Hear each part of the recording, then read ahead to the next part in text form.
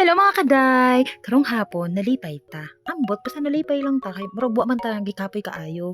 Kana bitawng kapuyon ta oy parang manluya jud ta diri ta makakuan makaisip sa kuan tarong basta molingkod na lang ta magtanga na lang ta dinha sa kakapoy. So karon parang energetic pa ta sa may naa pa tay energy kaya magyaw-yaw pa ta diri sa social media. So actually kanina akong talent na pagkayaw-yawan karon lang gud ni siya hinggawas ay kay sadto agoy di ko ta makayaw-yaw kay patay jud to ni father. Basig basabakta kun maginaw-yaw ta. So dili na siya bawal na siya sadto sa among mga time. So kaya kun yaw-yawan gani ko sa inyo karang close lang ko og panduha. Yaw-yawan lang ko diri sa social media. Mauna siya. So, tinuod sadto agoy dili ko ta kayaw-yaw. So diha amo giistoryahan dira ang mga bubong sa Malaga. Kay nadumduman ko sa pag-abot ko diri sa Malaga.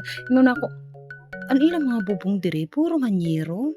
Sa amon natingala ko, sa amon an amon dito bubong kuan raman to mga anahaw. So miyaman siguro ni Malaga no kay puro man mga kayiruhan din ang mga bubong sa amon dito. Kuan lang jud. Mao gud na biliban nako na puro yero ang bubong. So karon signgon kwarta jud ni siguro sila diri anon